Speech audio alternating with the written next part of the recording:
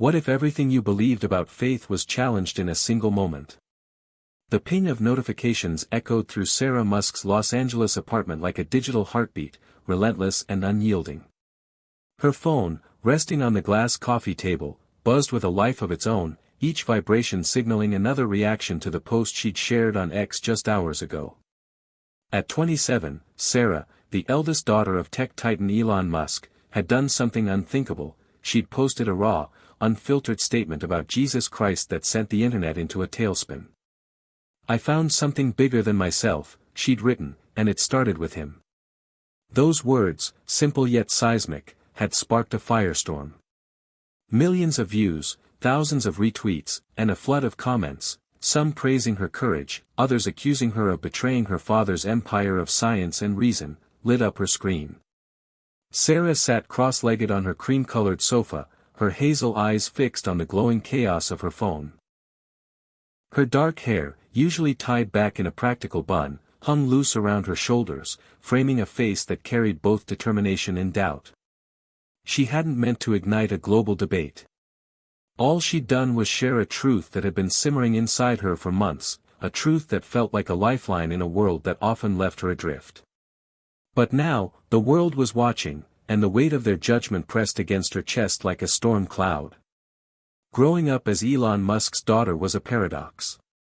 To the outside world, Sarah was a privileged heiress, born into a life of private jets and SpaceX launches. But behind the headlines, her life was a maze of expectations and isolation. Her father's brilliance cast a long shadow, one that often eclipsed her own search for meaning. While Elon dreamed of colonizing Mars, Sarah dreamed of something less tangible, something that could fill the hollow ache she'd carried since childhood. She was the quiet Musk, the one who asked questions no one else dared to, the one who read philosophy books while her siblings tinkered with code. And now, with one post, she'd shattered the carefully curated image of the Musk family, exposing a vulnerability that felt both terrifying and liberating. The comments on X were a battlefield. "Sarah Musk just found Jesus. This is a PR stunt," one user sneered. Another wrote, "Finally, someone in that family with a soul." A third, more vicious, declared, "She's just desperate for attention. Elon must be furious." Sarah scrolled through the noise, her thumb hovering over the screen, tempted to respond but knowing it would only fan the flames. She wasn't sure what she'd expected when she hit post that morning, but it wasn't this, a digital mob tearing her words apart, projecting their own fears and hopes onto her. Her phone buzzed again, this time with a call from Emma, her best friend and a freelance journalist who thrived on controversy. Sarah hesitated, then tapped the screen to answer. "Sarah, what were you thinking?" Emma's voice crackled through the speaker, sharp with urgency. "You just turned yourself into a lightning rod. Do you know how many people are losing their minds over this?" Sarah leaned back, closing her eyes. "I wasn't thinking, Emma. I was feeling. For once, I just said what was true." Emma sighed, her tone softening. "Look, I get it. You're searching for something. But this? This is going to follow you forever. Your dad's going to flip." The mention of her father sent a pang through Sarah's chest. She glanced at a framed photo on her desk, a rare moment captured at a SpaceX launch when she was 10. She and Elon stood side by side, her small hand clutching his, both of them beaming as a rocket roared into the sky. Back then, she believed her father could solve any problem, from curing diseases to saving the planet. Now, at 27, she wasn't so sure. Their relationship had grown strained over the years, stretched thin by his relentless ambition and her quiet rebellion against it. "Emma, I don't care what he thinks," Sarah said, though the words felt like a lie even as she spoke them. "This isn't about him. It's about me." The call ended abruptly, leaving Sarah alone with the hum of her apartment and the weight of her choices. She stood and walked to the floor-to-ceiling windows, gazing out at the sprawling city below. Los Angeles glittered under the afternoon sun, a mosaic of ambition and dreams, but to Sarah, it felt like a stage where everyone played a role except her. She pressed her forehead against the cool glass, her breath fogging the surface. What had she done? And why did it feel like the first real thing she'd ever done? The post had come from a moment of clarity, a fleeting connection to something bigger than herself. It wasn't just about Jesus, though that name carried a weight she hadn't fully understood until recently. It was about the questions that had haunted her for years. Why am I here? What matters when everything else falls away? She'd spent her life surrounded by answers, scientific, logical, data-driven, but none of them had filled the void. Now, one impulsive post had thrust her into a spotlight she wasn't sure she wanted. Sarah returned to her phone, her fingers hovering over the keyboard. She could delete the post, pretend it never happened, and retreat to the safety of silence. But something stopped her, a stubborn spark deep inside, the same spark that had pushed her to write those words in the first place. She wasn't ready to back down, not yet. Hit subscribe and leave a comment with where you're watching from. She imagined saying to an invisible audience, her voice steady despite the chaos. This story might just spark a new beginning.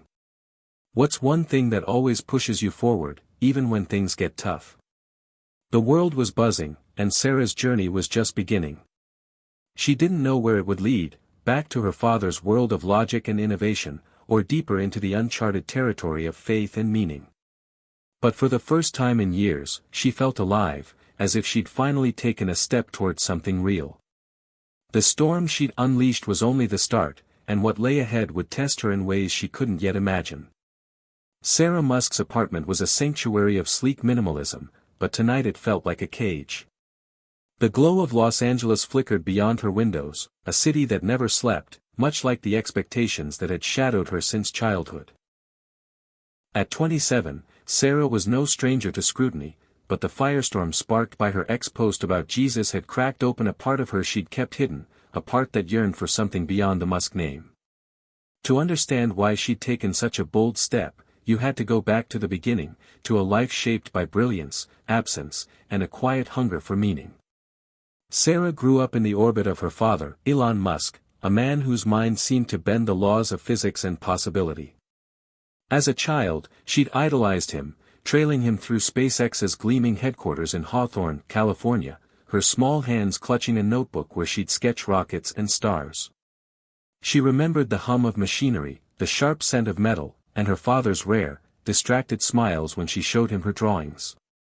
"You're going to change the world, kid," he'd say, but even then, she sensed his words were more about his own dreams than hers.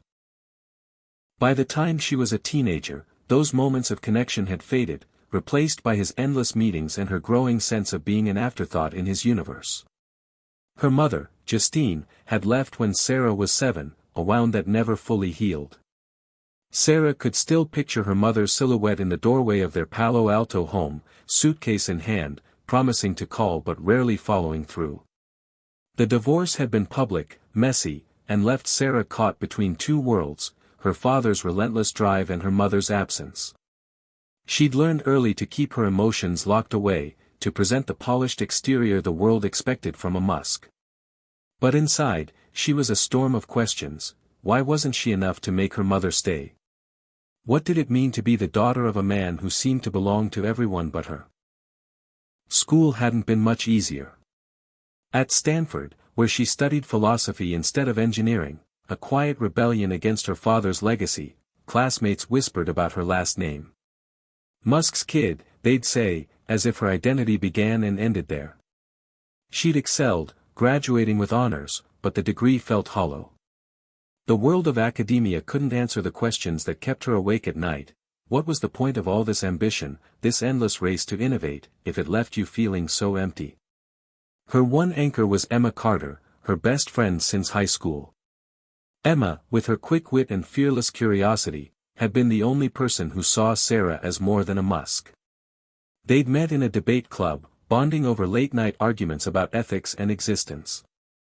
Emma, now a freelance journalist with a knack for stirring up trouble, had a way of cutting through Sarah's defenses.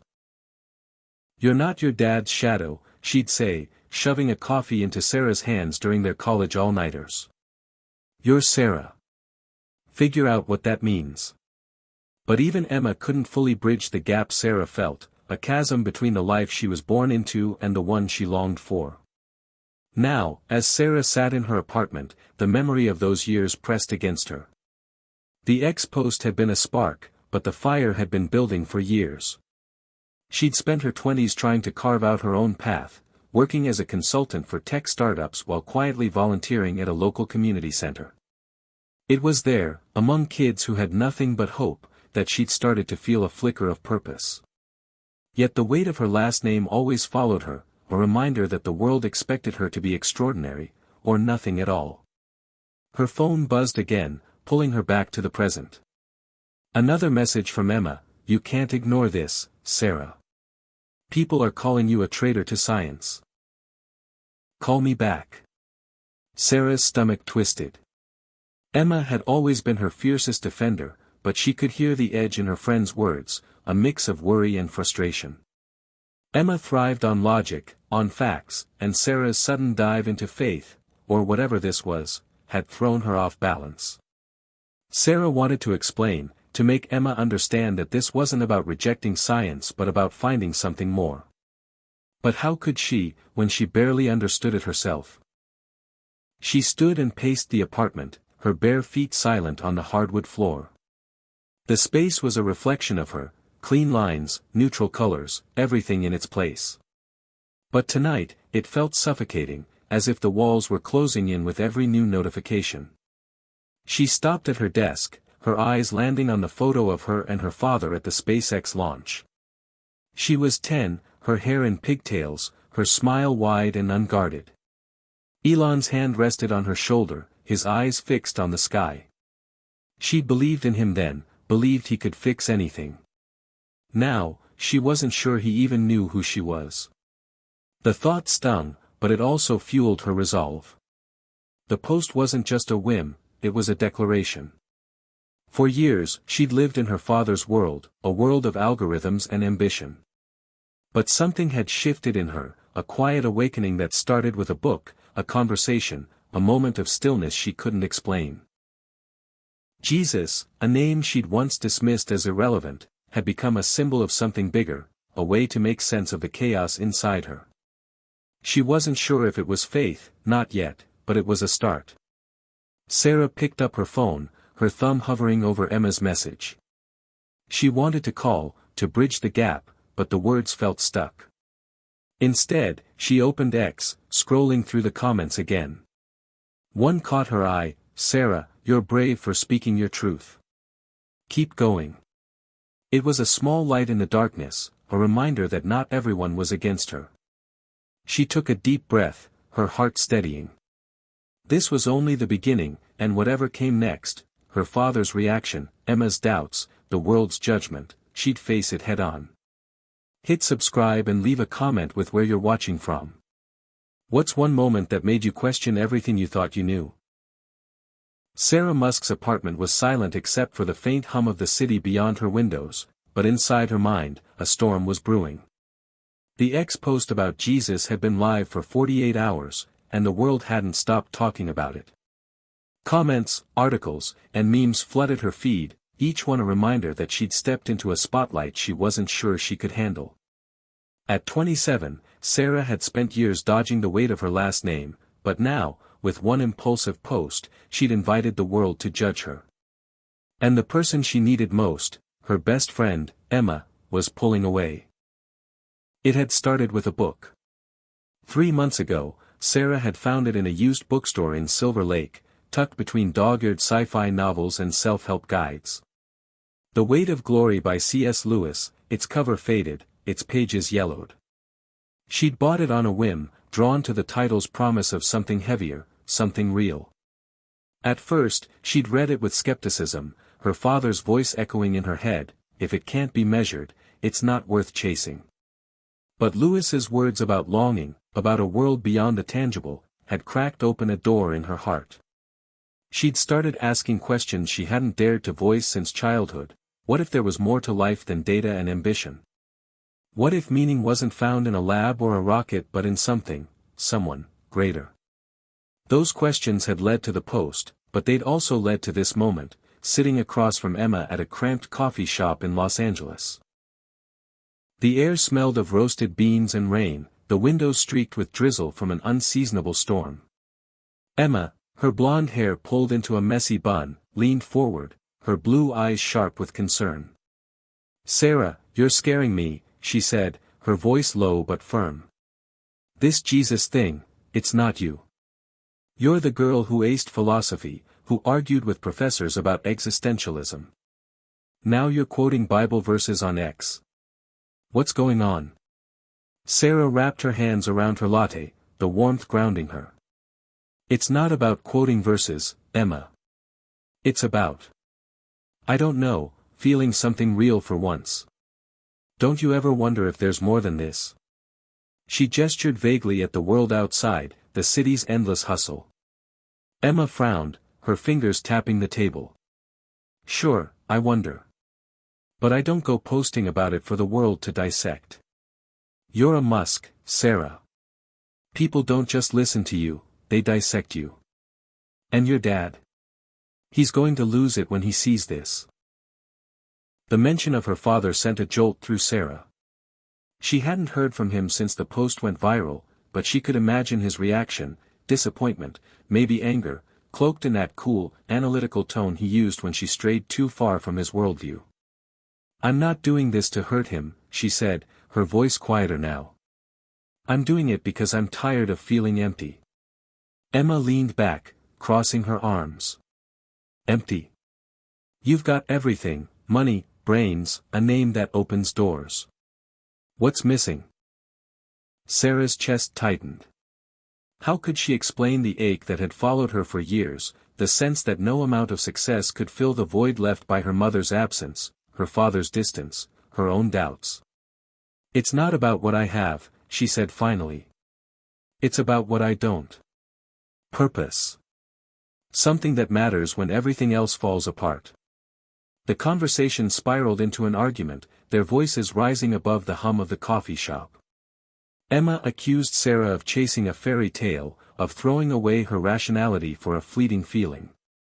Sarah countered, her words sharp with frustration, that Emma didn't understand because she'd never had to question her place in the world. The tension peaked when Emma slammed her cup down, the ceramic clinking against the saucer. "You're not just risking your reputation, Sarah.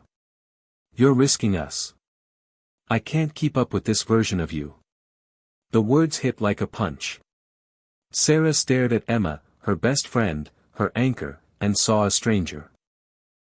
For a moment, she felt the weight of her choices, the post, the questions, the leap into the unknown, crushing her. Climax, she was alone, her words on a wall between her and the people she loved. She stood, her chair scraping the floor, and walked out into the rain, leaving Emma behind. But then, a flicker of hope. As Sarah stepped onto the wet sidewalk, the city's lights blurred through the drizzle, she felt a strange calm. The argument had hurt, but it had also clarified something. She wasn't wrong to search for meaning, even if it cost her. She pulled her phone from her pocket, ignoring the flood of notifications, and opened a note she'd written after reading Lewis's book, "What if faith isn't the opposite of reason, but the courage to ask what reason can't answer?" The word steadied her, a reminder that she was on a path, even if it was lonely. Yet the calm was fleeting. As she walked, her phone buzzed with a new message, not from Emma, but from her father's assistant. "Elon wants to see you. Tomorrow. SpaceX." Climax, her heart sank.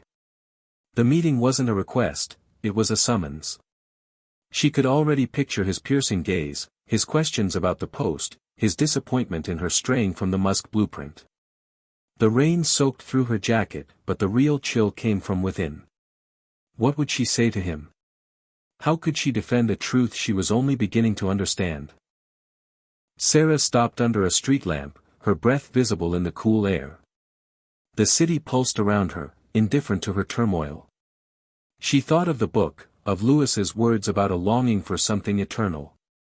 For the first time, she didn't feel foolish for wanting it. She felt brave. Hit subscribe and leave a comment with where you're watching from. What's one question you've been too afraid to ask yourself? The rain had stopped, but the streets of Los Angeles glistened under the late afternoon sun, reflecting the city's restless energy. Sarah Musk walked aimlessly, her sneakers splashing through shallow puddles, her mind a tangle of doubt and defiance. The argument with Emma still stung, and the summons from her father's assistant loomed like a storm cloud. At 27, Sarah had spent years navigating the weight of her last name, but her viral X post about Jesus had tilted her world off its axis. She needed answers, not just for the world watching her but for herself. And then, as if the universe had heard her unspoken plea, she stumbled into a moment that would change everything. She'd wandered into a quieter part of Silver Lake, where trendy boutiques gave way to older, unpolished storefronts. Her stomach growled. She hadn't eaten since the fight with Emma, so she ducked into a small cafe called The Haven. The bell above the door jingled softly as she stepped inside, greeted by the warm scent of fresh coffee and cinnamon. The place was cozy, almost defiantly so, with mismatched wooden tables, fairy lights strung across the ceiling, and a chalkboard menu scrawled with quirky drink names like Soul Latte and Hope Brew. Sarah slid into a booth near the window, her damp jacket sticking to the vinyl seat, and ordered a black coffee, hoping the bitterness would ground her. As she waited, her eyes drifted to a man sitting at the counter, his back to her. He was young, maybe early 30s, with dark hair and a worn leather jacket. He was reading a book, his fingers tracing the pages with a reverence that caught her attention. Something about him felt familiar, not in a personal way but in the quiet intensity he carried, like someone who'd wrestled with the same questions that haunted her. When he turned to thank the barista, Sarah saw the white collar at his throat, a priest. Her first instinct was to look away. Religion had always been a distant concept, something her father dismissed as unquantifiable. But curiosity tugged at her, stronger than her skepticism. The priest noticed her staring and smiled, a warm, unguarded expression that disarmed her. "Rough day?" he asked, his voice low but carrying across the small space. Sarah blinked, caught off guard. "You could say that," she replied, her tone cautious. He nodded, as if he understood more than she'd said, and gestured to the empty seat across from her. "Mind if I join you? I could use a break from this." He held up his book, a tattered copy of Mere Christianity by C.S. Lewis, the same author whose words had sparked Sarah's journey. Her heart skipped. "Sure," she said, surprised by her own willingness. He slid into the booth, introducing himself as Father Michael, a parish priest from a small church nearby. His eyes, a deep brown, held a mix of kindness and curiosity, and his presence felt like a pause in the chaos of her life. "I'm Sarah," she said, omitting her last name. For once, she wanted to be just Sarah, not a Musk. They talked, at first about nothing. Coffee, the rain, the cafe's quirky charm. But the conversation shifted when Michael mentioned a line from Lewis's book, "We're all looking for something we can't find on our own." Sarah's breath caught. It was as if he'd read her mind, seen the ache she'd carried since childhood. She hesitated, then asked, "Do you really believe there's something bigger out there? Something that makes all this," she waved a hand at the world outside, "make sense?" Michael leaned back, his expression thoughtful. "I do. But it's not about having all the answers. It's about being okay with the questions." He shared a story from his own life, about losing his brother to illness years ago and finding solace in faith, not as a cure, but as a way to carry the grief. His words were simple, unpolished, but they hit Sarah like a revelation. For the first time, faith didn't feel like a rejection of her father's world of logic but a complement to it, a way to hold the pieces of a broken life together. The cafe seemed to glow warmer as they spoke, the fairy lights casting a soft halo around them. Outside, the sun dipped low, painting the wet streets gold. Sarah felt a spark of hope, a sense that this encounter wasn't random. Michael wasn't preaching, he was listening, and in his listening, she felt seen. But the moment was fleeting. Her phone buzzed, shattering the calm, a reminder from her father's assistant, meeting at SpaceX, 9 a.m. tomorrow. Climax, the weight of her father's expectations crashed back in. What would she say to him? How could she explain this pull towards something she barely understood, especially to a man who saw the world in equations and outcomes? Michael noticed her shift in mood. "Something on your mind?" he asked gently. Sarah shook her head, not ready to share the full weight of her name or the storm she'd unleashed online. "Just, family stuff," she said. He nodded, not pushing, and handed her a card with his church's address. "If you ever need a quiet place to think, come by. No pressure, just space." She took the card, her fingers brushing the worn paper, and felt a strange relief, like she'd been given permission to keep searching.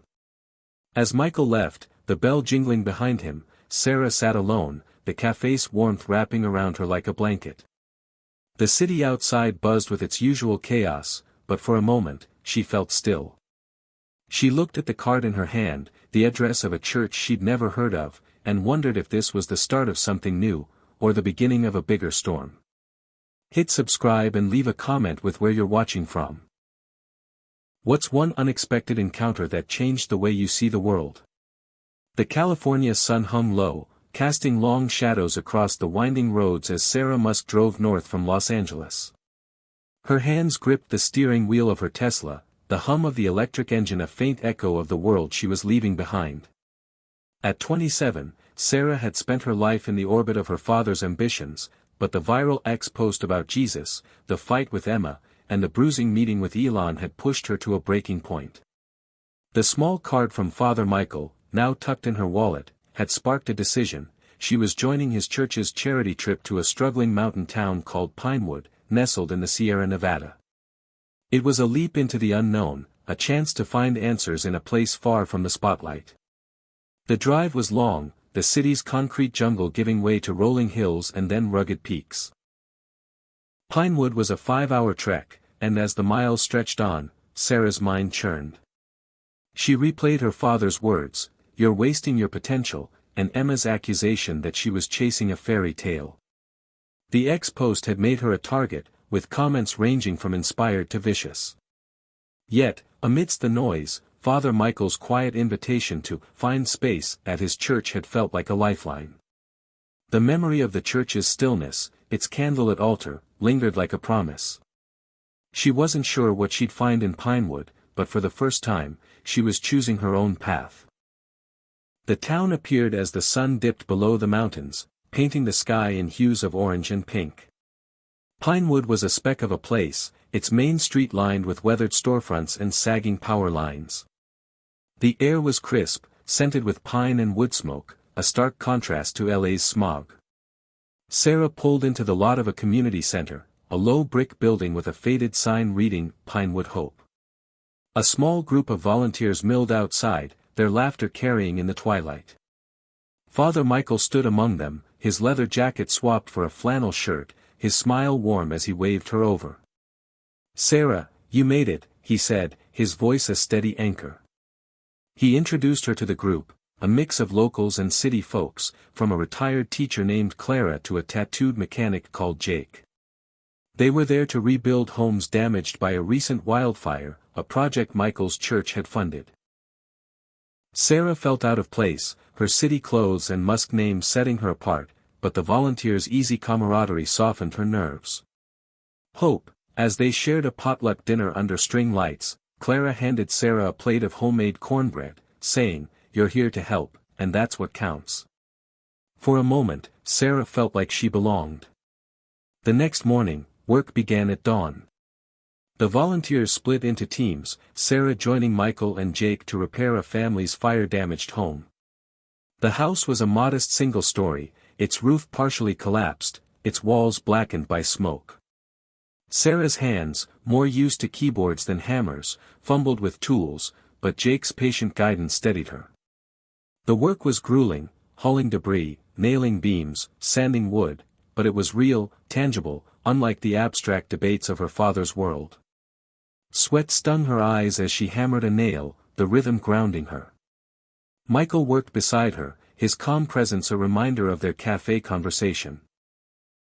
"This is faith in action," he said, gesturing to the house. Not just believing, but doing. As the day wore on, Sarah's thoughts drifted to her father. She imagined him in his SpaceX office, surrounded by screens and schematics, oblivious to this world of sweat and service. The contrast was stark, and it stirred a pang of guilt. Was she betraying him by being here? Her phone, tucked in her bag, remained silent, no messages from Elon, no olive branch from Emma. The isolation was a climax, a reminder of the cost of her choices. She paused, wiping her brow, and looked at the mountains, their peaks jagged against the sky. They felt eternal, unmoved by her doubts, and for a moment, she envied their certainty. That evening, the volunteers gathered around a bonfire, the flames casting flickering shadows on their faces. Clara shared stories of Pinewood's resilience, how the town had rebuilt after disasters before. Jake, quieter, admitted he'd joined to honor his late wife, who'd loved helping others. Sarah listened, her heart softening. These people weren't chasing fame or fortune, they were chasing connection, purpose. When Michael asked if she wanted to share, she hesitated, then spoke. "I'm here because I'm lost," she said, her voice barely above the crackle of the fire. "I posted something online, and it's turned my life upside down. I don't know what I believe, but I want to find out." The group nodded, no judgment in their eyes, and hope bloomed again. She wasn't alone. But as the fire died down, a new climax loomed. Her phone buzzed with a news alert: Elon Musk's daughter faces backlash over Jesus post, is she abandoning science? The headline twisted her stomach. The world wasn't done with her, and neither was her father. She pictured their next meeting, his inevitable questions about her distraction. Could she defend this journey, this fragile spark of purpose, to a man who measured life in outcomes? Sarah clutched Father Michael's card, now creased from her pocket, and looked at the stars above Pinewood. They glittered, vast and unyielding, like the questions she was only beginning to ask. This trip was a step, not an answer, but it was hers. For now, that was enough. Hit subscribe and leave a comment with where you're watching from. What's one time you took a leap into the unknown? The Sierra Nevada air was sharp with the scent of pine as Sarah Musk woke to the soft light of dawn filtering through the community center's windows in Pinewood. At 27, she was far from the polished world of Los Angeles and her father's SpaceX empire, immersed instead in a charity trip that felt like both an escape and a reckoning. The viral X post about Jesus had set her life ablaze, straining her ties with her father, Elon, and her best friend, Emma.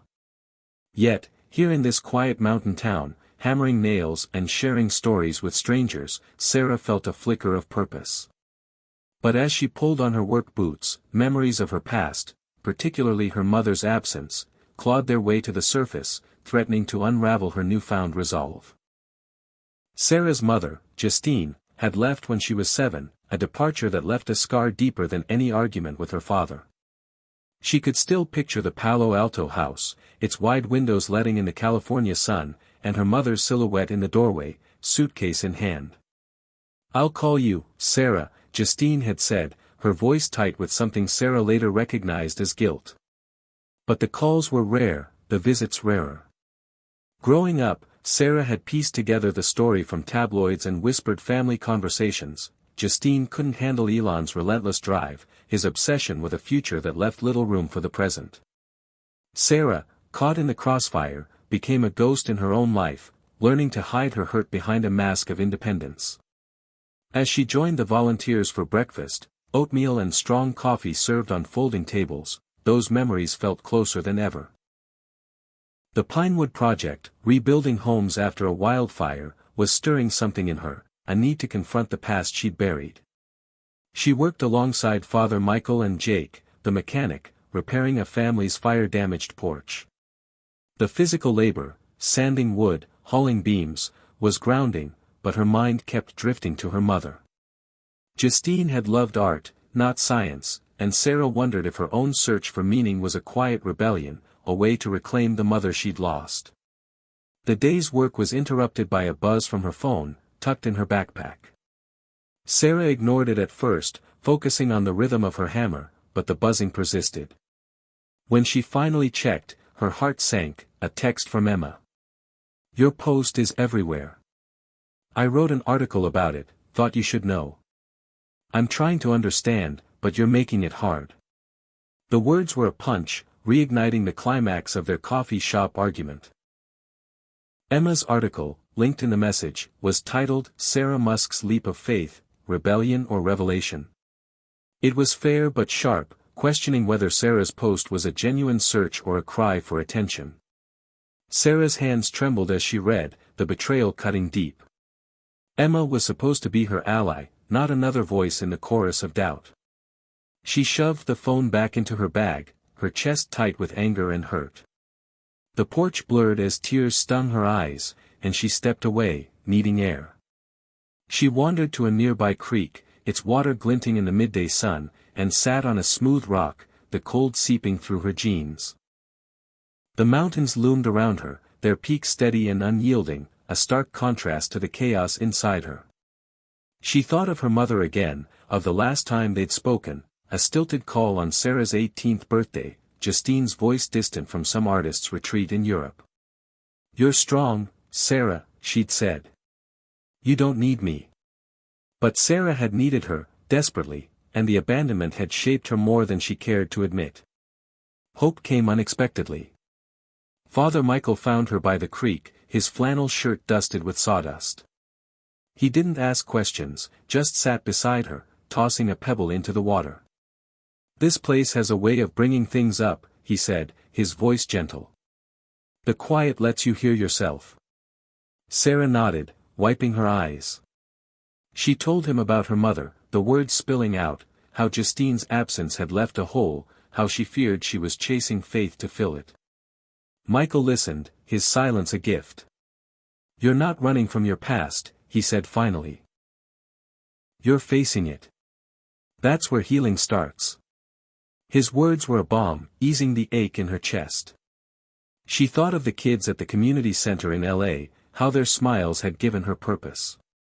Maybe healing wasn't about erasing the pain but building something new despite it.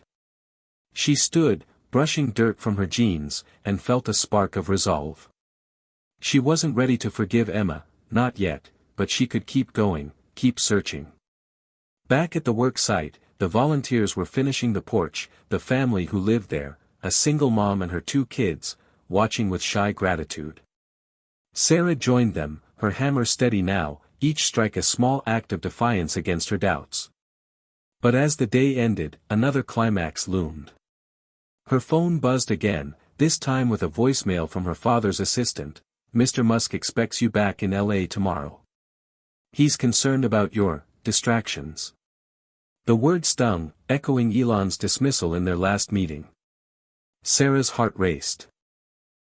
Returning meant facing him again, defending a journey she was only beginning to understand.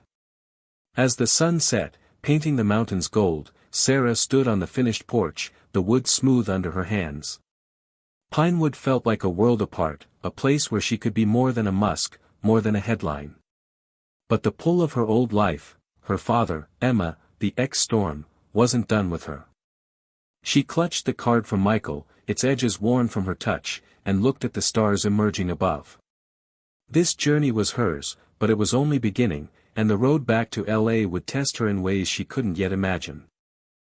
Hit subscribe and leave a comment with where you're watching from. What's one memory from your past that still shapes who you are today?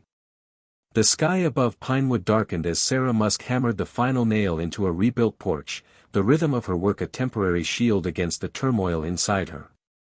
At 27, she was far from the polished chaos of Los Angeles, immersed in a charity trip in Rosano in the Sierra Nevada mountains. Her viral ex-post about Jesus had fractured her relationships with her father, Elon, and her best friend, Emma, but here in this quiet town, she was finding a fragile sense of purpose. Yet, as the clouds gathered overhead, mirroring the storm in her heart, Sarah faced a new challenge, one that would test her resolve in ways she hadn't expected. The air was heavy with the scent of rain and pine, the mountains looming like silent sentinels around the small town. Sarah had spent 3 days in Pinewood, working alongside Father Michael, Jake, Clara, and the other volunteers to rebuild homes ravaged by a recent wildfire. The physical labor, hauling charred debris, sanding new wood, painting walls, had given her a sense of grounding, a stark contrast to the abstract debates of her father's world. But the voicemail from Elon's assistant, demanding her return to LA, hung over her like a guillotine. The world she tried to escape, her father's expectations, the ex-backlash, Emma's betrayal, was closing in. As the volunteers broke for lunch, thunder rumbled in the distance, a low growl that matched Sarah's unease. She sat on a picnic bench outside the Pinewood Hope Community Center, picking at a sandwich, her thoughts spiraling.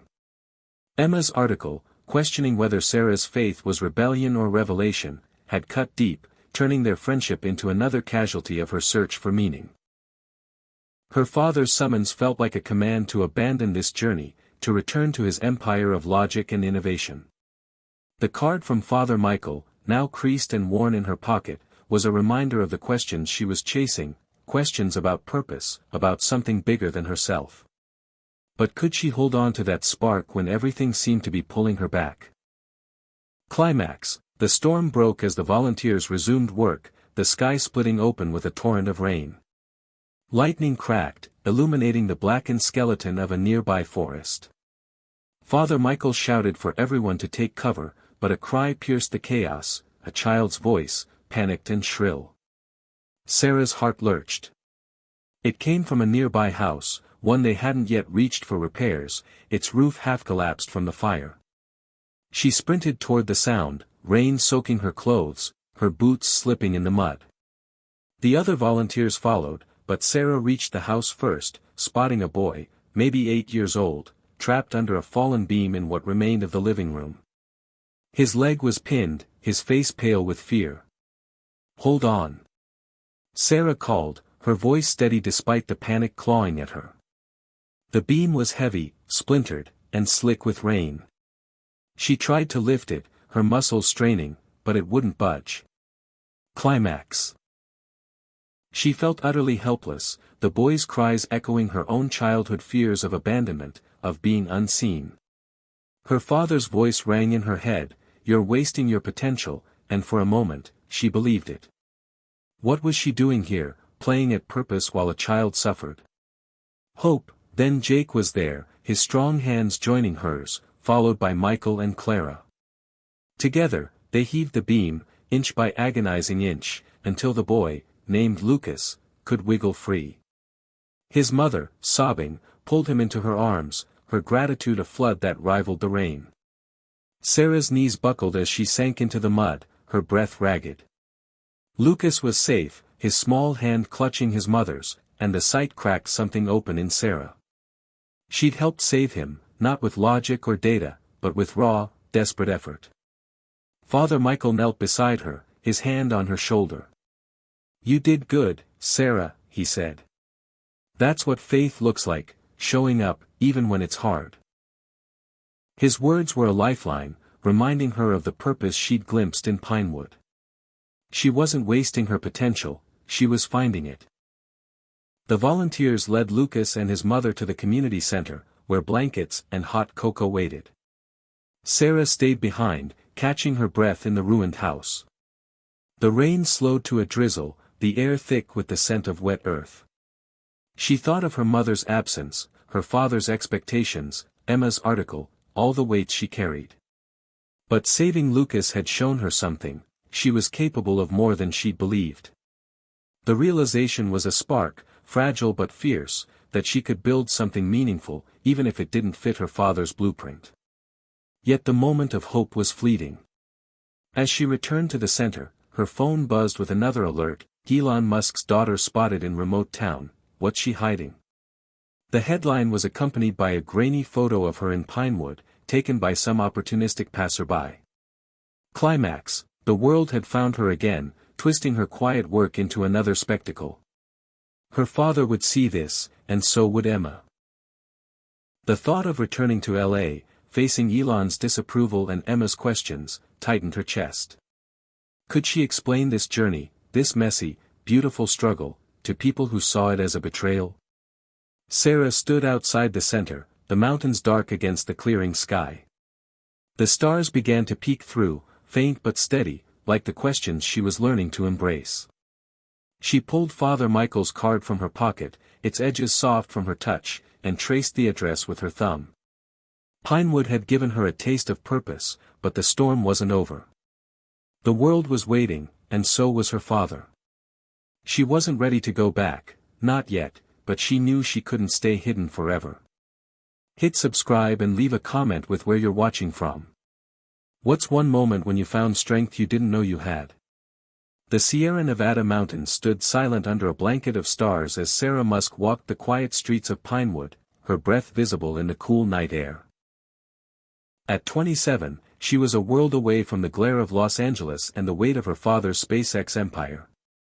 Her viral X post about Jesus had set off a firestorm, straining her ties with her father, Elon, and her best friend, Emma, while drawing her to this small town for a charity trip. The rescue of Lucas during the storm had shaken her, revealing a strength she hadn't known she possessed.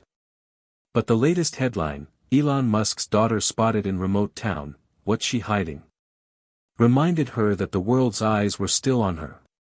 Tonight, seeking solace, Sarah found herself drawn to the small church Father Michael had mentioned, a place that promised answers to the questions burning inside her. The church was a humble brick building, its steeple barely visible against the starlit sky. Sarah hesitated at the door, her hand hovering over the weathered handle. She wasn't religious, at least, she hadn't been. Her father's world of data and logic had always dismissed faith as a relic, and her own skepticism had kept her at arm's length. But the ache she'd carried, deepened by her mother's absence and the ex-backlash, demanded something more. The card from Father Michael, now soft from her touch, had led her here. She pushed the door open, the hinges creaking softly, and stepped inside. The interior was dim, lit only by a few candles flickering on the altar. Stained glass windows cast muted colors across the wooden pews, their scenes of shepherds and stars glowing faintly. The air was cool, scented with wax and old hymnals, and the silence was profound, like the mountains outside. Sarah slid into a back pew, her sneakers silent on the worn floor. She wasn't sure what she was looking for, guidance, peace, or just a moment to breathe, but the stillness felt like a gift. She closed her eyes, her hands clasped in her lap, and let the quiet seep into her. Memories flooded in, her mother's departure, her father's distant approval, Emma's stinging article. The ex-post had been a cry from her heart, but the world had turned it into a spectacle. She thought of Lucas, the boy she'd helped save, his small hand clutching his mother's. That moment had felt real, more real than any boardroom victory or viral post. But could she hold on to that feeling when she returned to LA, to her father's expectations and the internet's judgment? Then, something shifted. In the silence, Sarah felt a presence, not a voice, not a vision, but a weight, like the air itself was holding her. She opened her eyes, her gaze drawn to the candle on the altar, its flame steady despite the draft. For the first time, she let herself pray. Not with words, but with a question, what am I supposed to do? The act felt vulnerable, almost foolish, but it also felt right, like a step towards something bigger. Hope, a warmth spread through her chest, not an answer but a certainty that she was exactly where she needed to be. This wasn't about rejecting her father's world of science but about finding a space where her questions could coexist with his answers. She thought of Father Michael's words in the cafe, it's about being okay with the questions. Here, in this quiet church, she understood. Faith wasn't a formula or a fact, it was a journey, a willingness to seek even when the path was unclear. The realization was a spark, illuminating the doubts she'd carried. She wasn't betraying her father or Emma, she was searching for her own truth. The stained glass windows seemed to glow brighter, their colors dancing on the pews, and Sarah felt a connection to something eternal, something that didn't demand proof but offered peace. But the moment was fragile. Her phone, silenced in her pocket, vibrated with a new notification. She ignored it at first, wanting to hold on to the clarity, but curiosity won. She pulled it out, her heart sinking as she read, Elon Musk responds to daughter's Jesus post, she needs to focus. The article quoted her father, his words clipped and clinical, Sarah's exploring, but she has responsibilities. This isn't the time for distractions. Climax, the words were a gut punch, reigniting her fear of disappointing him. She pictured his face, his piercing eyes judging her choices, and the church's warmth seemed to fade. The world was pulling her back, demanding she choose between her father's logic and her own search for meaning. Sarah stood, her legs shaky, and walked to the altar. The candle's flame flickered as she approached, casting shadows on the cross above. She thought of Lucas, of the volunteers' laughter around the bonfire, of Michael's quiet encouragement. These moments weren't distractions, they were real, tangible, a glimpse of the purpose she'd been chasing. But her father's words echoed, a reminder of the life waiting in LA, where her choices would be dissected by headlines and hashtags. Could she hold on to this clarity when she faced him? Could she explain a feeling that defied his metrics? As she left the church, the night air was crisp, the stars blazing above the mountains. Pinewood felt like a sanctuary, but it wasn't home, not yet. The card in her pocket, the memory of the candle's flame, anchored her. She wasn't sure what faith meant, but she knew it was more than a post on X or a headline. It was this moment, this quiet, this courage to keep asking questions. The road back to LA loomed, but for now, Sarah felt steady, ready for whatever came next. Hit subscribe and leave a comment with where you're watching from. What's one moment when you felt truly connected to something bigger than yourself? The Pinewood sky was a deep indigo as Sarah Musk sat on the steps of the community center, the Sierra Nevada mountains looming like silent guardians. At 27, she'd come to this small town seeking answers after her viral X post about Jesus sparked a firestorm, straining her ties with her father, Elon, and her best friend, Emma. The charity trip had given her glimpses of purpose, saving Lucas during the storm, finding clarity in the church, but the world's scrutiny hadn't relented. Her father's public dismissal of her distractions stung, and the latest headline had followed her even here. Now, as she prepared to return to Los Angeles, a phone call shattered her fragile peace, pushing her to the edge of everything she'd been holding together. The volunteers had gathered for a final dinner, their laughter filling the center's hall. Sarah lingered outside, needing a moment to process the clarity she'd found in the church the night before. The candle's flame, the quiet prayer, had felt like a turning point, a moment where her questions about faith and purpose aligned. She'd begun to see her journey not as a rejection of her father's world but as a way to complement it, to find meaning beyond metrics. But the weight of Elon's words, she needs to focus, and Emma's critical article lingered, threatening to pull her back into doubt. Her phone buzzed in her pocket, a call from an unknown number. She almost ignored it, tired of notifications and headlines, but something urged her to answer. Sarah Musk?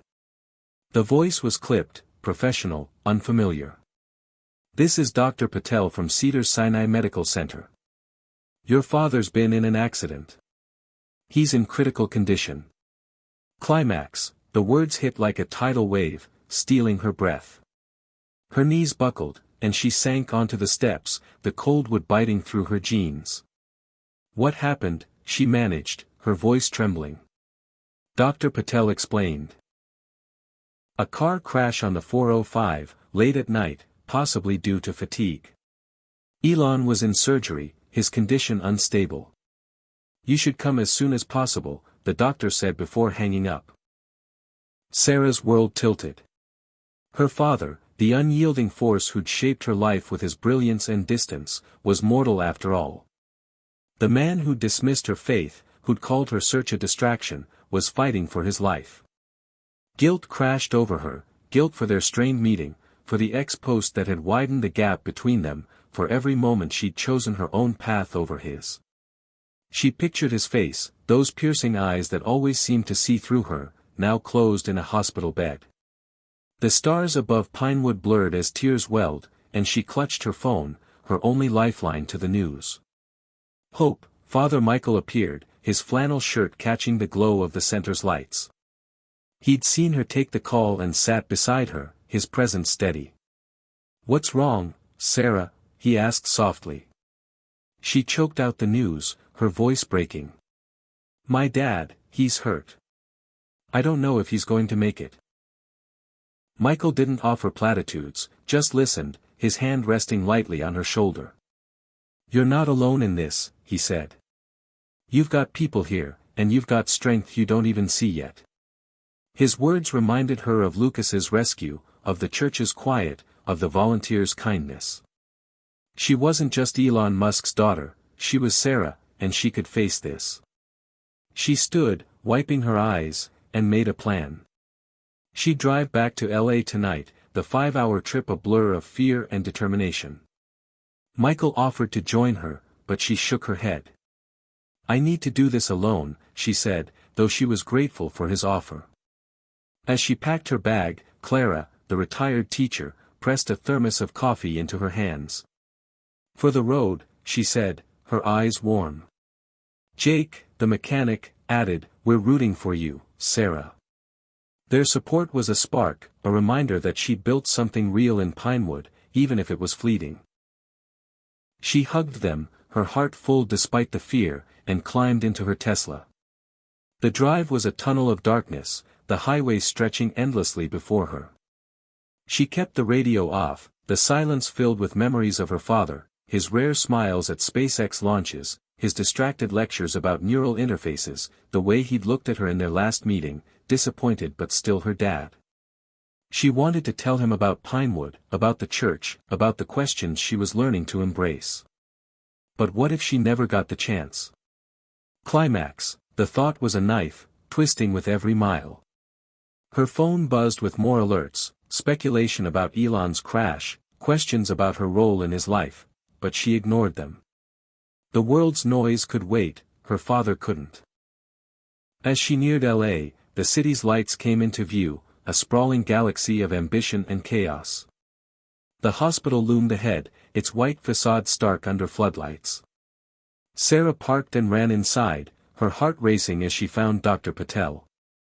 "He's out of surgery," the doctor said, her voice calm but cautious. "Stable, but not out of the woods." Sarah nodded, tears spilling as she followed to the ICU. There, through a glass window, she saw him, tubes and monitors, his face pale but alive. Relief flooded her, but so did a new fear. What would she say when he woke?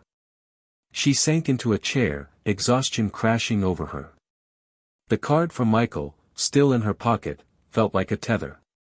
Pinewood had shown her she could be more than her father's shadow, but this moment, facing his fragility, was her breaking point. She wasn't ready to lose him, not before they could understand each other. Hit subscribe and leave a comment with where you're watching from. What's one moment when you faced a fear you thought you couldn't handle? The fluorescent lights of Cedars-Sinai Medical Center buzzed faintly as Sarah Musk sat in the ICU waiting room, her hands clasped tightly around a paper coffee cup. At 27, she was raw from the whirlwind of the past week, her viral X post about Jesus, the charity trip to Pinewood, and now her father, Elon, lying in a hospital bed after a car crash. The sight of him, pale, tethered to machines, but alive, had left her shaken, a mix of relief and dread. The world hadn't stopped spinning, though. Her phone, silenced but insistent, vibrated with notifications about the post that had started it all, thrusting her back into a storm she couldn't escape. The waiting room was sterile, its beige walls and plastic chairs a stark contrast to Pinewood's warmth. Sarah's eyes were heavy from the sleepless drive from the mountains, her clothes still carrying the faint scent of pine and rain. Dar. Patel had promised updates on Elon's condition, but for now, there was only waiting. She glanced at her phone, dreading the chaos but unable to resist. The X-post, "I found something bigger than myself, and it started with him," had exploded again, fueled by news of Elon's accident. Hashtag Sarah Musk Faith and hashtag Musk Family Drama trended, with thousands of comments dissecting her words. Some called her a beacon of courage, others, a traitor to her father's legacy of science. Climax, the scrutiny felt like a vice, tightening with every new post.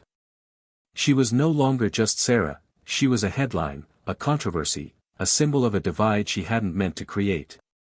One comment caught her eye: Sarah's just using Jesus to rebel against Elon. Pathetic. The word stung, echoing her own fears. Was she rebelling? Or was she searching for something real? She thought of the church in Pinewood, the candle's steady flame, the moment of clarity when she'd prayed for the first time. That felt true, but the world's judgment, and her father's, made her doubt. Her thumb hovered over the app, tempted to delete the post and silence the noise, but something stopped her. The volunteer's kindness, Father Michael's encouragement, Lucas's rescue. They were proof that her journey mattered, even if it was messy. Hope, a text from Clara, the Pinewood volunteer, broke through the chaos. Heard about your dad. We're praying for you, Sarah. You're stronger than you know. The message was a lifeline, reminding her of the community she'd found. She pictured Clara's warm smile, Jake's quiet support, Michael's steady presence. They didn't care about her last name or the headlines, they saw her, and that gave her courage.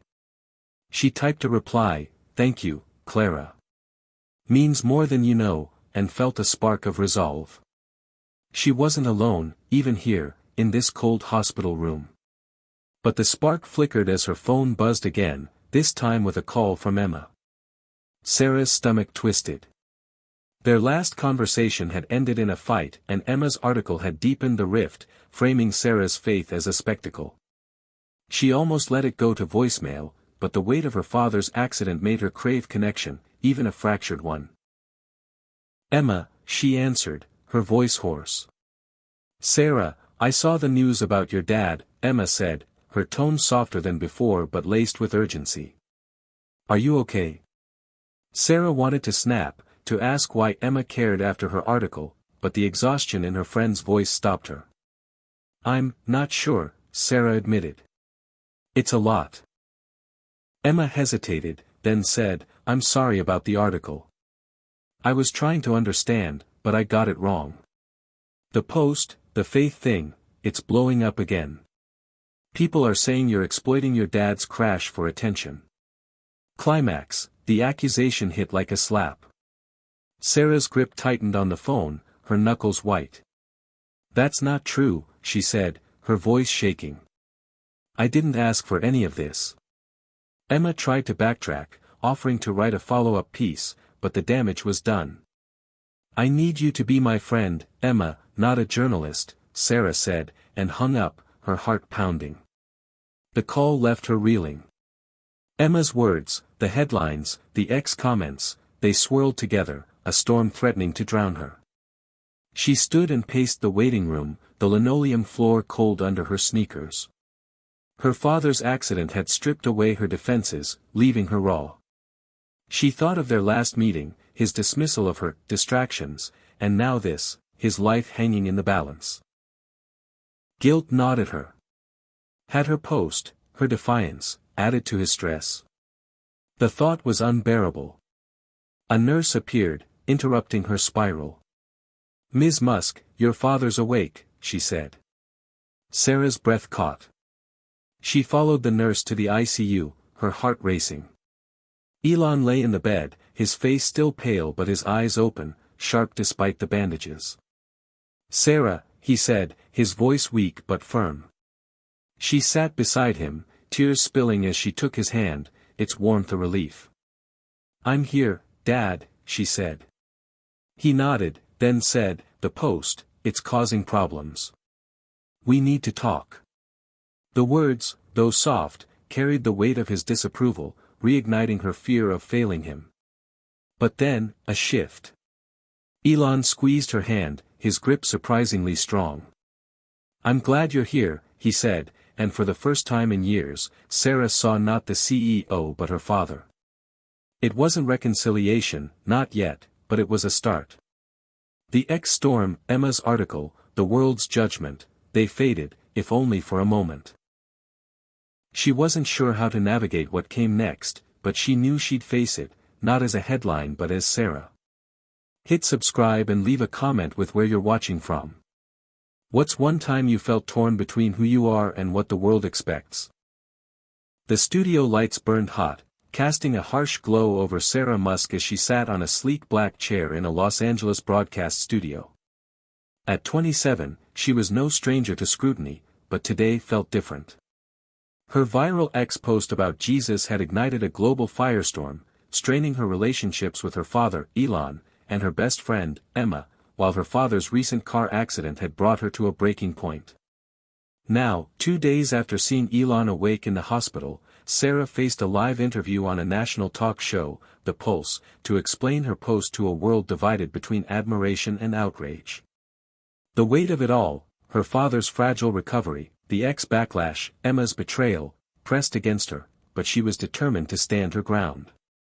The studio was a whirlwind of activity, cameras swiveling, producers whispering, the audience's murmur a low hum beyond the lights. Sarah smoothed her navy blazer, a last-minute choice to look composed, though her heart raced. Her phone, silenced in her pocket, held Clara's encouraging text from Pinewood, "You've got this, Sarah. Speak your truth," and Father Michael's card, a talisman of the clarity she'd found in the church. The host, Rachel Carter, a sharp-eyed journalist known for tough questions, sat across from her, smiling tightly. "Ready, Sarah?" she asked, her voice polished but probing. Sarah nodded, her throat dry, as the countdown began, 3, 2, 1. Climax. The interview launched with a sizzle reel of X posts, her original message about Jesus, followed by a flood of reactions, from supportive memes to vicious takedowns calling her a science traitor. Rachel leaned forward, her eyes glinting. "Sarah, your post about Jesus has millions talking. Some say it's a bold stand, others call it a publicity stunt. Why did you post it, and why now?" The question was a spotlight, exposing Sarah's doubts. She pictured her father's hospital bed, his weak but pointed words about her distractions, and Emma's article framing her faith as rebellion. The audience's eyes bored into her, the cameras unyielding, and for a moment, she felt like she was drowning. She took a breath, her fingers brushing the card in her pocket. "I posted it because I was searching," she said, her voice steady despite the nerves. "I grew up in a world of facts and data, but I've been asking questions science can't answer, about purpose, about what matters when everything else falls away." That post wasn't about fame or rebellion. It was about being honest. The words felt raw, like the prayer in Pinewood's church, and the audience's murmur softened, some nodding in the dim light. "Hope," Rachel's expression shifted, a flicker of respect crossing her face. "That's a brave thing to say, especially as Elon Musk's daughter," she replied. "But let's talk about your father. He's recovering from a serious accident, and he's publicly called your post a distraction. How do you reconcile your search with his legacy?" Sarah's chest tightened, but the memory of her father squeezing her hand in the hospital gave her strength. "My dad's built incredible things," she said. "I admire him, but I'm not him. I'm finding my own path, and I think faith and science can coexist. They're both about seeking truth." The audience applauded softly, a wave of support that lifted her. For the first time, she felt seen, not as a Musk but as Sarah. The interview turned to Pinewood, Rachel showing a clip of Sarah helping rebuild homes. "You've been working with a church group," Rachel said. "Is this where your faith began?" Sarah smiled, thinking of Lucas's rescue, Clara's cornbread, Michael's quiet wisdom. "It's where I started listening to myself," she said. "Pinewood showed me that helping others, being part of something bigger, is what matters." The audience's warmth grew, and Sarah felt a spark of hope. Maybe she could bridge the divide, show the world that her journey wasn't about choosing sides but embracing both. Climax, but Rachel wasn't done. "Not everyone's convinced," she said, her tone sharpening. "Your friend, Emma Carter, wrote a piece suggesting this is a phase, maybe even a rebellion against your father. And ex-users, some from the scientific community, call you a hypocrite for embracing faith while tied to SpaceX's legacy. How do you respond?" The words were a gut punch, dragging Emma's betrayal and the ex-storm back into focus. The audience shifted, some whispering, and Sarah's face burned under the lights. She wanted to lash out, to defend herself, but the weight of the accusations. Hypocrite, rebel, fraud, threatened to crush her. Her father's disapproval, Emma's article, the world's judgment, they swirled together, a storm she wasn't sure she could weather. She closed her eyes for a split second, picturing the church's candle, its flame steady despite the draft. "I'm not perfect," she said, her voice rising. "I'm figuring this out, just like everyone else. Emma's wrong, this isn't a phase. It's a journey.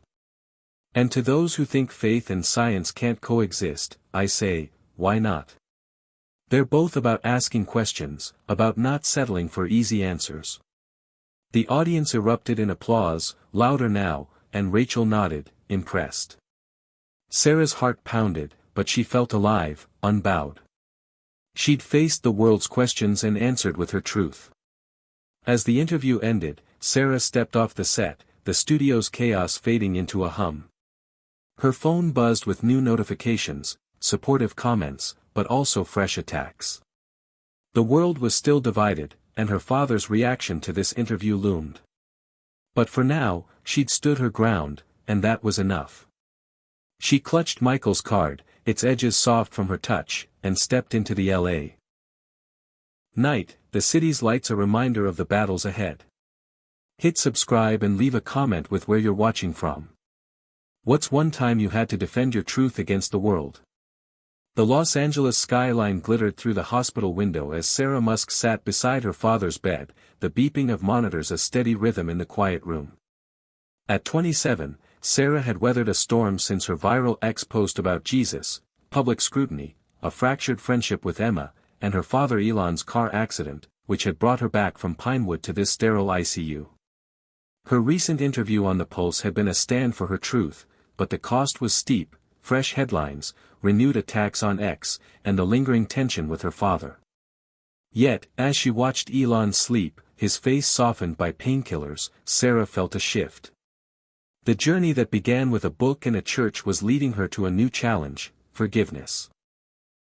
The hospital room was small, its walls a pale blue that seemed to absorb the light. Tubes snaked from Elon's arm to machines, and a clipboard at the foot of the bed charted his recovery. He was stable now, awake for brief moments, but the accident had left him fragile, a stark contrast to the titan who'd built SpaceX and Tesla. Sarah's heart ached as she studied him, his sharp jawline, the faint lines of stress around his eyes. Their last conversation, before the crash, had been cold, his dismissal of her faith a wound that hadn't healed. But seeing him like this, mortal and human, stirred something deeper than anger, a longing to bridge the gap between them. Climax, her phone buzzed, pulling her from her thoughts. A message from Emma: "Saw your interview. I was wrong, Sarah. Can we talk?" The words were a jolt, reigniting the pain of Emma's article, which had framed Sarah's faith as a rebellion. Sarah's fingers hovered over the screen, torn between hurt and the memory of their friendship, late-night debates, shared coffee, Emma's fierce loyalty before this rift. The ex-storm had only worsened since the interview, with comments calling Sarah a science sellout or a religious zealot. Emma's betrayal felt like part of that chaos, and the urge to shut her out was strong. Forgiveness seemed impossible when trust was so broken. Sarah set the phone down and looked at her father, his chest rising and falling. She thought of Pinewood, the volunteers' kindness, Lucas's rescue, the church's quiet clarity. Father Michael had said faith was about showing up, even when it was hard. Maybe forgiveness was the same. She closed her eyes, picturing the candle's flame from the church, its steady glow a reminder of the peace she'd found. Could she extend that peace to Emma, to her father, even to herself?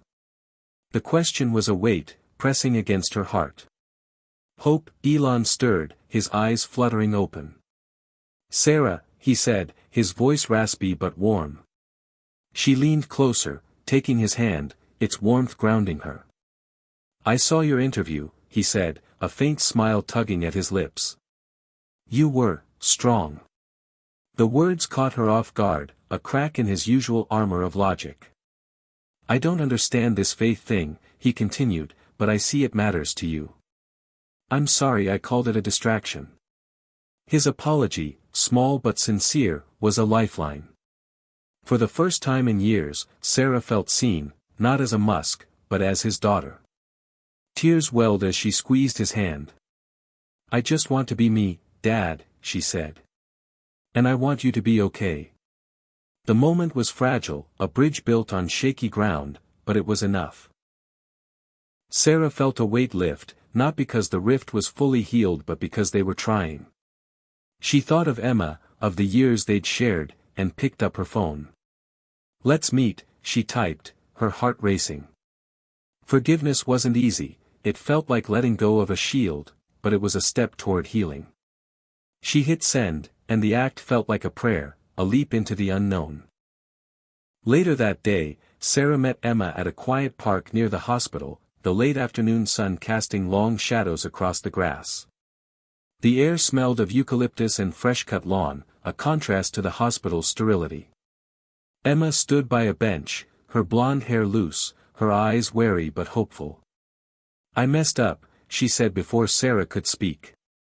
The article. I thought I was being objective, but I hurt you. I'm sorry. Sarah's instinct was to push back, to list every wound, but she saw the sincerity in Emma's face, the friend who'd once been her anchor. Climax, you made me feel like a story, not a person, Sarah said, her voice trembling. But I don't want to lose you. The admission was raw, exposing her vulnerability. Emma's eyes filled with tears, and she stepped forward, pulling Sarah into a hug. I don't want to lose you either, she whispered. The embrace was a balm, not erasing the hurt but softening it. Sarah realized forgiveness wasn't about forgetting. It was about choosing to move forward together. As they sat on the bench, talking through the pain, Sarah felt a clarity she hadn't expected.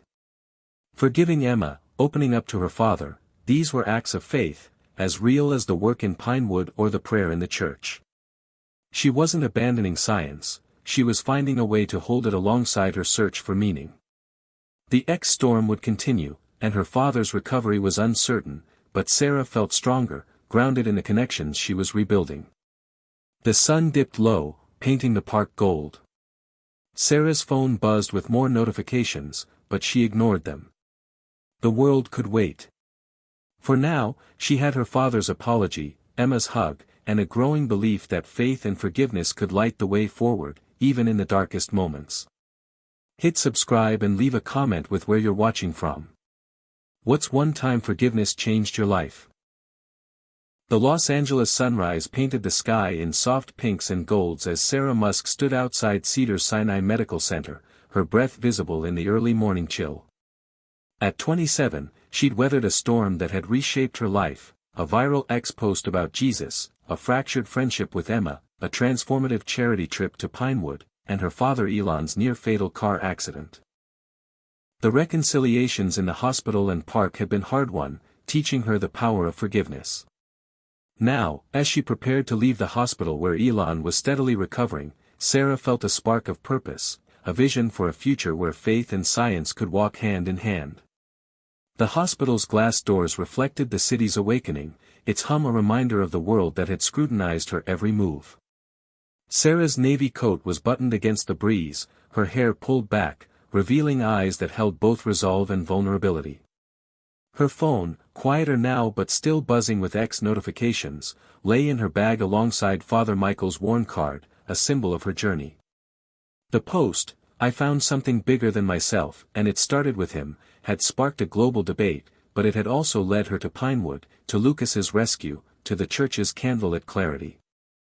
Those moments had shown her what mattered, connection, purpose, and a truth that didn't demand proof. Climax. The past week had been a crucible. Returning to LA after Pinewood, Sarah had faced her father's accident and the public's relentless judgment.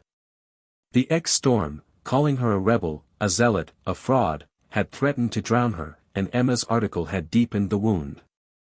But forgiving Emma, hearing her father's apology, had shifted something. Sarah wasn't running from her past or her name, she was building on it. Yet, as she stood outside the hospital, a new challenge loomed: how to carry this clarity forward in a world that demanded she choose between faith and her father's legacy. She visited Elon one last time before leaving.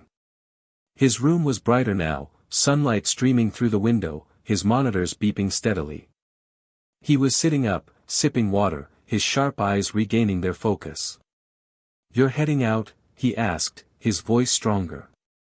Sarah nodded, sitting beside him. "I'm starting something, Dad," she said. "A project to help kids, like the ones in Pinewood, using tech and something more." She hesitated, then added, "Faith and science don't have to fight. They can build something better together." Elon raised an eyebrow, but a faint smile softened his face. "You sound like me, kid," he said. "Stubborn." It wasn't full approval, but it was enough, a bridge they could both walk on. Hope, inspired by Pinewood's community and her own journey, Sarah envisioned a nonprofit that blended technology with compassion.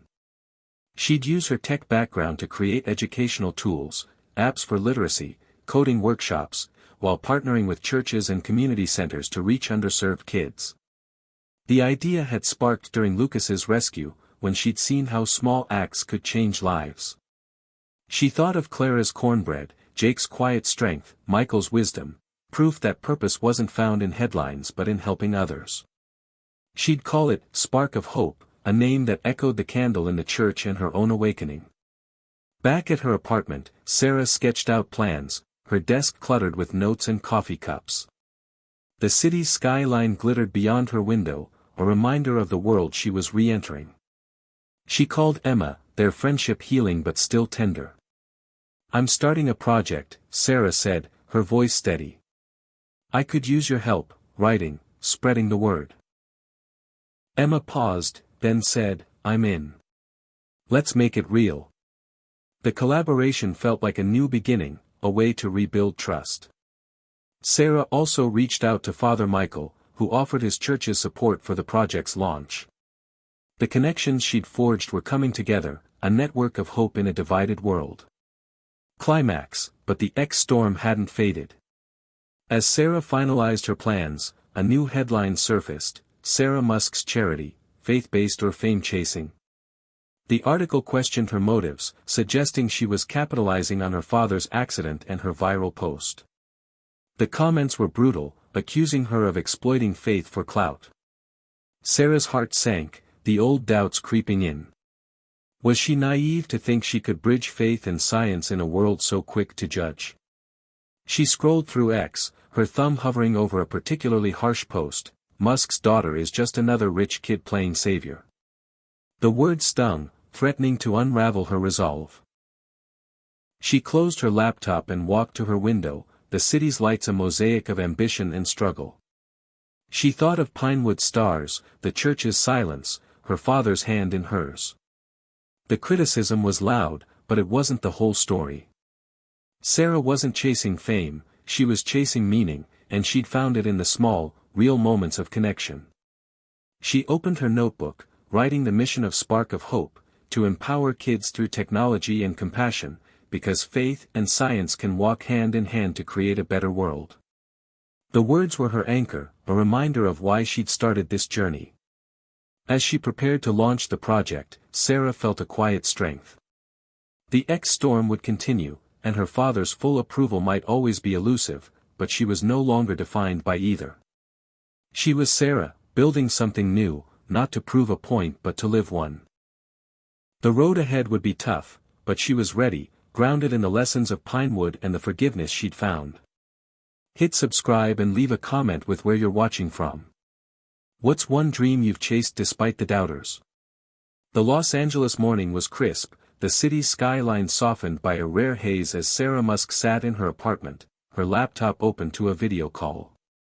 At 27, she'd emerged from a transformative storm, a viral X post about Jesus, a life-changing charity trip to Pinewood, her father Elon's accident, and reconciliations with him and her friend Emma. Her new non-profit, Spark of Hope, was taking shape, blending technology and compassion to empower kids. But the world hadn't stopped watching, with X still buzzing about her journey. Today, Sarah was meeting virtually with two experts, a psychologist and a theologian, to reflect on her path, hoping their insights would ground her as she faced the road ahead. Her apartment was a haven of light, with sunlight streaming through floor-to-ceiling windows, illuminating her desk cluttered with notes for Spark of Hope. A coffee mug sat beside Father Michael's worn card, a reminder of the church's clarity that had anchored her. The X-storm had quieted but not vanished, with comments still debating her faith and motives. Sarah's interview on the Pulse and her father's recovery had shifted the narrative, but doubts lingered. Was she naive to think faith and science could coexist? Could Spark of Hope withstand the scrutiny? The call was a chance to make sense of it all, not just for herself but for the world watching. The screen flickered as Dr. Elena Rivera, a clinical psychologist, and Dr. Thomas Hayes, a theologian, appeared. Elena, with warm brown eyes and a calm demeanor, specialized in identity and resilience. Thomas, his gray hair framing a thoughtful face, studied the intersection of faith and modernity. Sarah had chosen them for their ability to bridge her worlds, logic and belief. "Thanks for doing this," she said, her voice steady but curious. "I've been through a lot, and I want to understand what it means." "Climax," Elena began, her tone measured. "Sarah, your journey reflects a classic search for identity under pressure. Growing up as Elon Musk's daughter, you've faced expectations most can't imagine. Your ex-post was a bold break from that, a public declaration of self. But it also exposed you to criticism, which can shake anyone's core." Sarah nodded, the memory of harsh comments, science traitor, fame chaser, stinging anew. Elena's words hit a nerve, framing her post as both a risk and a revelation. The weight of public judgment felt heavy again, threatening to undermine the clarity she'd found in Pinewood. Thomas leaned forward, his voice gentle but firm. "From a theological perspective, your search aligns with what many call a dark night of the soul, a period of doubt that leads to deeper faith. Your post about Jesus wasn't just a statement, it was a question, a reaching for meaning beyond the material. Pinewood, the church, the rescue of Lucas. These were moments of grace, showing you that faith is action, not just belief." His words echoed Father Michael's, grounding her journey in something timeless. Sarah thought of the candle's flame, the prayer that had felt like a leap. Thomas added, "You're not rejecting science, you're expanding it, seeking truth in both the measurable and the mysterious." "Hope," Elena smiled, picking up the thread. "Psychologically, your resilience is remarkable. You've faced loss, your mother's absence, your father's distance, and public scrutiny, yet you've built connections, from Pinewood to your reconciliations with Emma and Elon. Spark of Hope is a synthesis of that resilience, using your tech skills and newfound faith to create meaning." Sarah's chest warmed, the words validating her vision. She pictured Lucas's smile, Clara's cornbread, her father's hand in hers. The experts saw what she'd begun to see, her journey wasn't a rebellion but a bridge between her past and her purpose. Thomas nodded. "Your project reflects a truth, faith and science aren't enemies. Science asks, how, faith asks, why. Together, they can answer, what for. Your work with kids, blending tech and compassion, embodies that." Sarah felt a surge of clarity, as if the pieces of her journey, her father's logic, her mother's absence, the church's peace, were falling into place. Spark of Hope wasn't just a project, it was a testament to her belief that truth could be found in both data and devotion. The experts' perspectives were a mirror, reflecting her growth and giving her courage to keep going. Climax, but the world's scrutiny loomed. As the call ended, Sarah checked X, where a new wave of comments awaited. "Sarah's charity is just a PR move," one read. Another, "She's using faith to dodge her dad's legacy." The criticism stung, a reminder that her journey was still a lightning rod. Elena's words about resilience echoed, but so did the fear that spark of hope would be dismissed as a stunt. Could she sustain this vision in a world so quick to judge? The doubt was a shadow, threatening to dim the light she'd found. Sarah stood, walking to her window, the city's skyline a tapestry of ambition and struggle.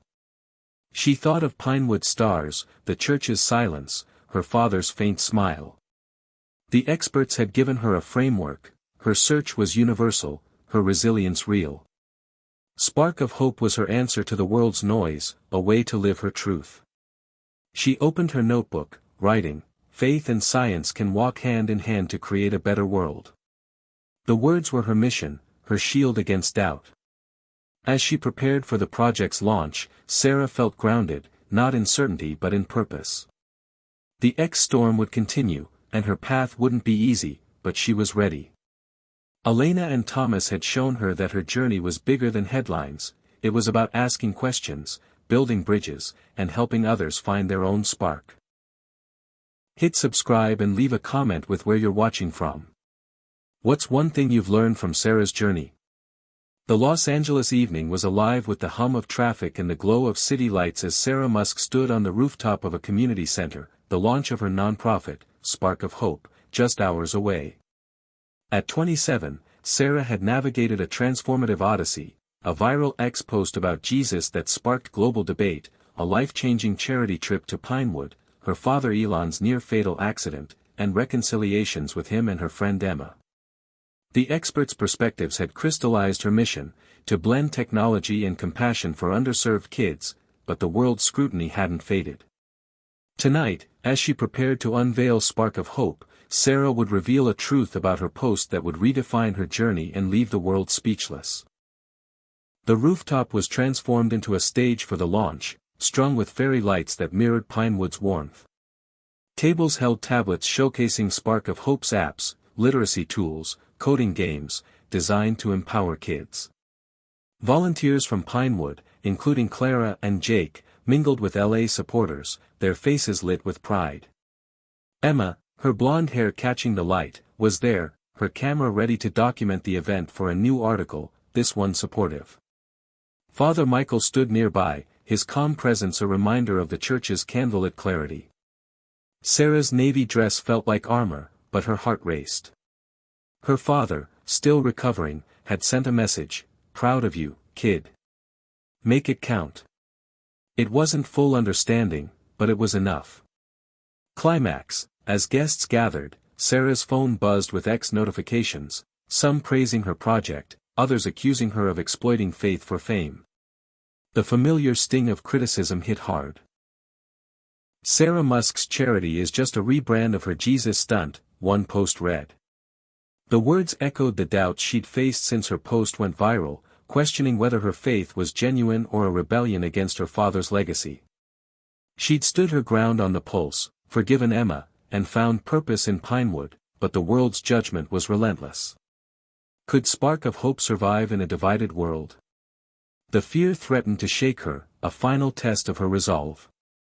Sarah stepped to the podium, the city skyline a glittering backdrop. The crowd hushed, their eyes on her, a mix of curiosity and skepticism. She took a breath, clutching Father Michael's card in her pocket, its worn edges a tether to her journey. "Thank you for being here," she began, her voice steady.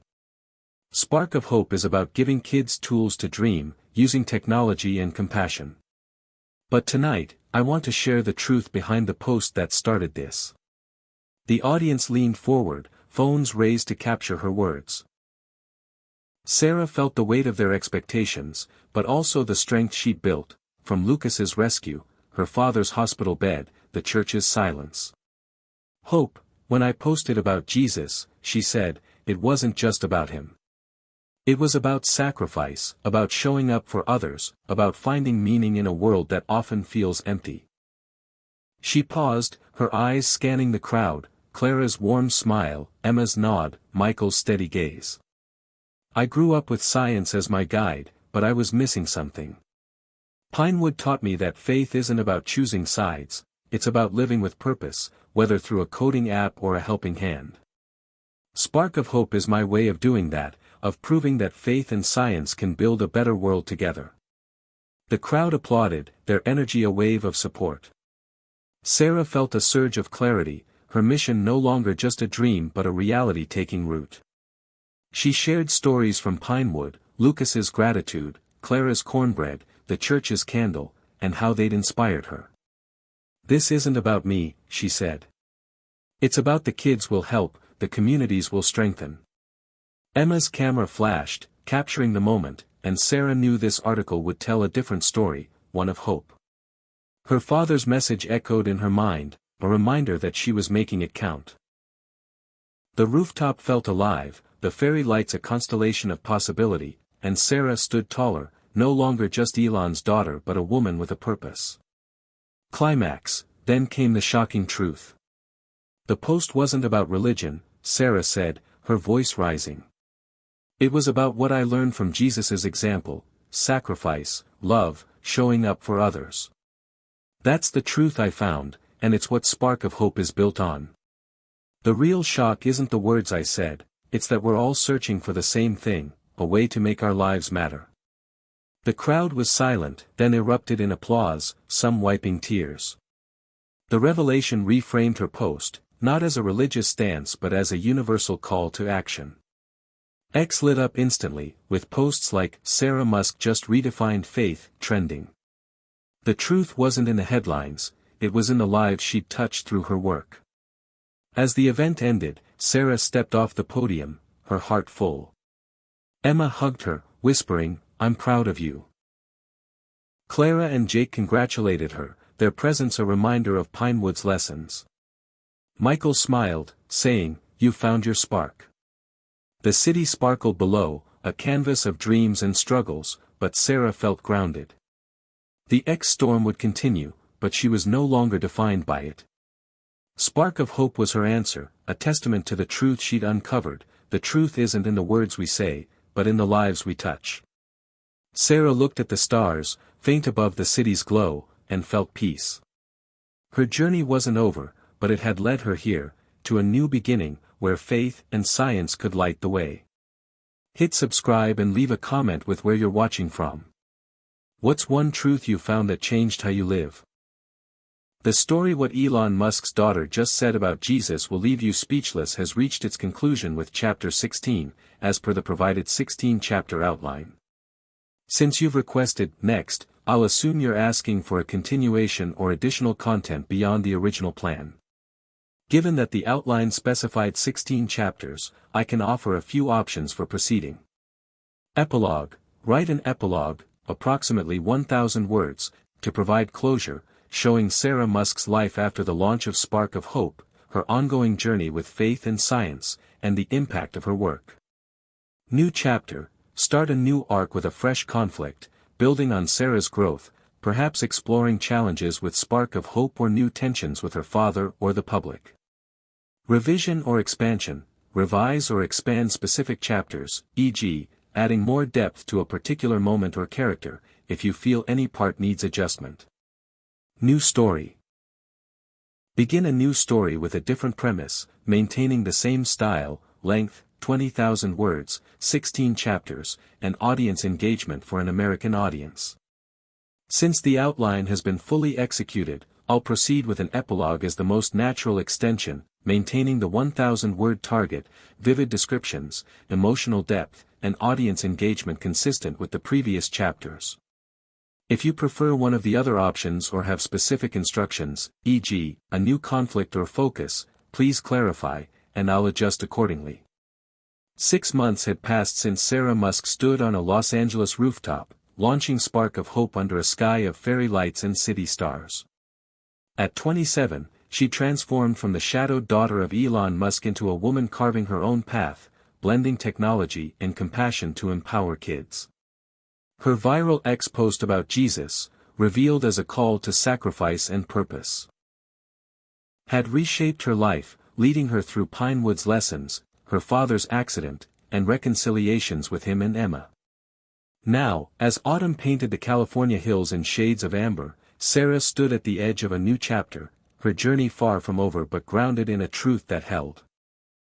The Spark of Hope office was a modest space in downtown LA, its walls lined with drawings from kids in the program, rockets, hearts, and hopeful scribbles. Sunlight poured through the windows, catching the dust motes in a dance of light. Sarah's desk was a chaos of laptops, grant proposals, and a photo of her and Lucas, the boy she'd helped save in Pinewood, grinning at a coding workshop. Father Michael's card, now framed, sat beside it, a reminder of the church's candlelit clarity. X still buzzed with opinions about her, but the noise had softened, replaced by stories of kids learning to code, reading, dreaming. Spark of Hope was small but growing, its impact real. Climax, yet challenges lingered. Funding was tight, with some donors skeptical of Sarah's blend of faith and tech. A recent X post from a critic, "Sarah Musk's charity is a feel-good facade," had stirred doubts, reminding her of the world's relentless scrutiny.